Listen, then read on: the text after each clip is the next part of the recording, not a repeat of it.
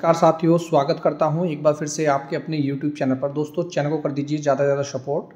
बहुत ही ज़बरदस्त वीडियो लेकर आया हूं। इधर दोस्तों सुप्रीम कोर्ट की भी दोस्तों फटकार लगी है। क्या है पूरा मामला, क्या है पूरी जानकारी, देखिएगा। कर्मचारियों के नियमितीकरण से बचने के लिए वित्तीय कारणों को ताबीज की तरह इस्तेमाल नहीं कर सकते, ऐसा कहा है। सुप्रीम कोर्ट का आदेश है।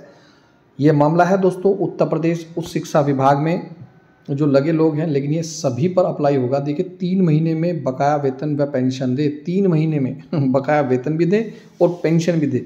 ये मामला है दोस्तों यूपी का, लेकिन ये लागू होगा दोस्तों आने वाले टाइम में सभी पर, यानी कि समान कार्य के लिए समान वेतन भी होगा। पूरे मामला क्या है जानकारी दे रहा हूँ दोस्तों, वीडियो को ज़्यादा से ज़्यादा शेयर कर दीजिए। देखिए समाजवादी पार्टी के काशीराम के मुखिया चंद्रशेखर ने आवाज़ उठाई है। देश में सरकारी कर्मचारी की संख्या बहुत कम है, बिल्कुल सही बात है, लेकिन करीब 2% ही सरकारी नौकरियां हैं।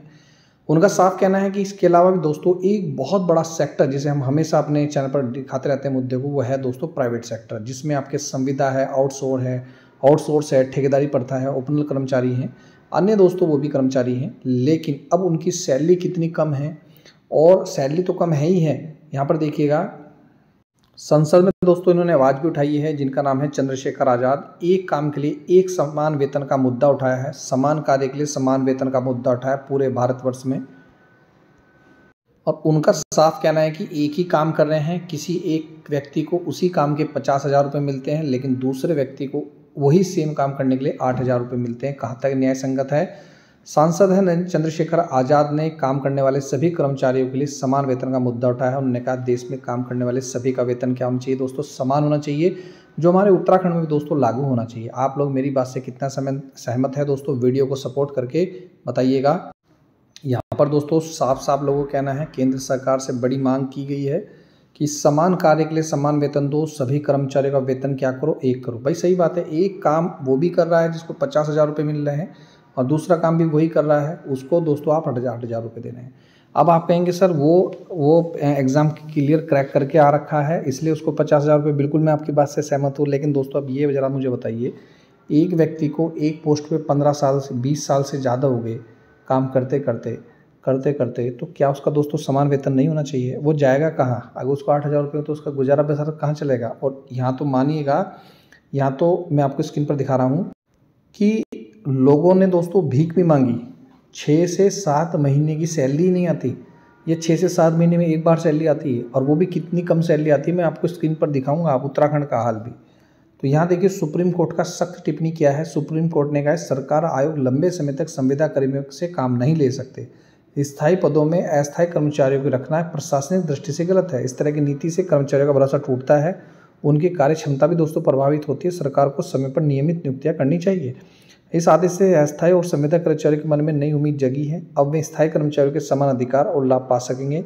जो कर्मचारी सालों से स्थायी पदों पर कार्य करें लेकिन पक्की नौकरी मिली थी, अब उनका दोस्तों कहीं ना कहीं रास्ता दिखता साफ नज़र होता जा रहा है। तो ये तो थी बड़ी खुशखबरी। एक तो वीडियो को दोस्तों ज़्यादा शेयर कर दीजिए। अब मैं आपको दिखा दूँ उत्तराखंड में। ये है दोस्तों उत्तराखंड में, कोई मैं अपनी तरफ से कोई बात बना के नहीं कह रहा हूँ, ये ऑफिशियली जानकारी दे रहा हूँ। ये देखिए सुशीला तिवारी मेडिकल कॉलेज हल्द्वानी में जो उपनल कर्मचारी ने भीख मांगकर अपनी सैलरी का दोस्तों क्या किया, प्रदर्शन किया। क्यों भीख मांग रहे हैं, ऐसा क्या कारण है उनको भीख मांगने का, ये देखिएगा स्क्रीन पर। हुआ दोस्तों कुछ यूँ कि जो उपनल कर्मचारी हैं राजकीय मेडिकल कॉलेज हल्द्वानी में 659 कर्मचारी है, पिछले 6 महीने से वेतन नहीं मिला। ज़रा सोचिए कि किस प्रकार की व्यवस्था है, कैसी व्यवस्था है कि 6 महीने से वेतन नहीं मिला, और महीने से वेतन नहीं मिलने से वो नाराज़ हैं। इसलिए इन दिनों सभी उपनल कर्मचारी अलग अलग तरीके से अपना धरना प्रदर्शन कर रहे हैं, जो जायज़ भी है। 20 अगस्त को उपनल कर्मचारी प्राचार्य डॉक्टर अरुण जोशी ने बाहर बैठे जो भी कर्मचारी हैं उनको प्रदर्शन किया, उनको समझाया, लेकिन मामला नहीं चला। हंगामा बढ़ता देख राजकीय मेडिकल कॉलेज के प्राचार्य डॉक्टर अरुण जोशी ने भी उनको आश्वासन देने की कोशिश की, लेकिन कर्मचारी अपनी मांगों पर दोस्तों अड़े रहे।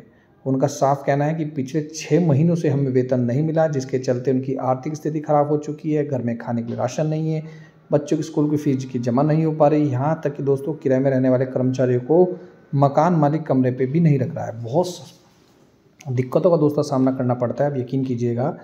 वीडियो दोस्तों ज़्यादा से ज़्यादा शेयर कीजिए। मैं फिर बोल रहा हूँ, आपका भाई, आपका प्यार, अपना सपोर्ट दीजिए चैनल को। अब सबकी एक मांग है दोस्तों, पहले तो मैं बता दूं, जिसकी सैलरी रुकी हुई है सैलरी दे देनी चाहिए, और पर मंथ सैलरी आनी चाहिए। लेकिन दोस्तों हमारे कहने से क्या हो रहा है, हमारा काम है दोस्तों मुद्दा आप लोगों को दिखाना, मीडिया में क्या चल रहा है, क्या हो रहा है। तो अभी सुप्रीम कोर्ट ने जो अभी फैसला दिया है उससे तो दोस्तों नई आस जगी है। अब देखना होगा धरातल पर ये सब काम कब होगा।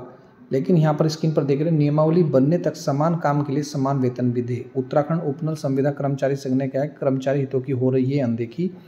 यानी कि अभी आपने देखा होगा कि सरकार हाईकोर्ट से आदेश आया कि उपनल कर्मचारी को नियमित किया जाए, तो सरकार नहीं मानी और सरकार कहाँ चली गई, सुप्रीम कोर्ट चली गई। सुप्रीम कोर्ट ने साफ साफ कहा भैया हाई कोर्ट के अनुसार आप कार्रवाई करें। अब सरकार फंस तो गई सरकार, लेकिन अब सरकार करे क्या। सरकार ने अब टोपी घुमा दी और बना दी क्या, विशेषज्ञ विशेष समिति की रिपोर्ट आएगी।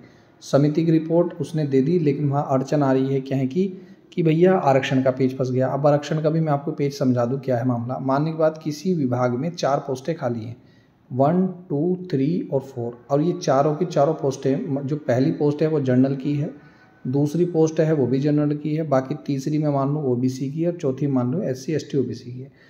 अब 4 पोस्टें खाली है, पहली समस्या तो ये है। और इसके सापेक्ष जो कर्मचारी काम कर रहे हैं वो लगभग 100 लोग काम कर रहे हैं या 50 लोग काम कर रहे हैं, 20 लोग काम कर रहे हैं, मतलब पद इतने खाली भी नहीं है जितने लोग काम कर रहे हैं। पहली समस्या तो ये है। अब दूसरी समस्या ये है, यदि इनको पदों के सापेक्ष करते भी हैं कुछ लोगों को अगर नियमित, तो अब जिसको नियमित कर रहे हैं हो सके कि वो ओबीसी का कैंडिडेट हो और वहाँ ओबीसी की सीट ही ना हो सके वो जनरल का कैंडिडेट हो, वहाँ पर ऐसा जनरल की सीट ही ना हो। तो मामला दोस्तों फंसता जा रहा है, चीज़ें डिले होती जा रही है। इससे दोस्तों किसी का नुकसान नहीं है, केवल आप लोगों का नुकसान है। अब मुझे ऐसा लगता है कि दोस्तों एक आंदोलन होगा, बड़ा आंदोलन होगा और कहीं ना कहीं लोग दोस्तों हड़ताल पर जाएंगे। जैसे कि आपने सुशीला तिवारी मेडिकल कॉलेज में भी देखा, लोग हड़ताल पर रहे, उन्होंने भीख मांगी। वैसे आंशिक रूप से दिखाया कि उसको कि हम कितने परेशान हैं, मैंने आपको सारी चीज़ें दिखाई। तो कहने का मतलब दोस्तों ये जो हो रहा है गलत हो रहा है, इसके लिए आवाज़ उठनी चाहिए। आप यूनिटी में रहेंगे तो टूटेंगे नहीं। तो मैं फिर बोल रहा हूँ यूनिटी रखिएगा, चैनल को सपोर्ट कीजिएगा, आपका अपना चैनल है, हमेशा सपोर्ट कीजिएगा। जैसी कोई अपडेट मिलेगी हम तो आपको हम बताएंगे, लेकिन दोस्तों आप लोगों का भी थोड़ा फ़र्ज बनता है। तो वीडियो दोस्तों ज़्यादा शेयर कीजिए। हम अपनी बात रख रहे हैं, सैद्धांतिक रूप से, संवैधानिक रूप से समान कार्य के लिए समान वेतन होना चाहिए। आप लोगों की क्या विचार है, प्लीज़ आप लोग भी कमेंट करके ज़रूर बताएं क्यों होना चाहिए, कब होना चाहिए आप लोग। और दूसरा जितने भी लोग हैं दोस्तों उनको हटाना नहीं चाहिए, ठीक है दोस्तों। कहीं मैंने सुना है कि कई जगह से लोगों को हटा दिया गया है। तो दोस्तों जिन लोगों को हटा दिया गया है मुझे कमेंट करके ज़रूर बताएं किन लोगों को हटाया गया है, किस डिपार्टमेंट से हटाया गया है, कितने साल की सेवा है, ताकि हम लोग जो भी हमसे हेल्प हो सके वो पूरी कर सकें। तो ये थी दोस्तों अब तक की फुल अपडेट। चैनल को सपोर्ट जरूर कीजिएगा। जय हिंद, जय उत्तराखंड दोस्तों।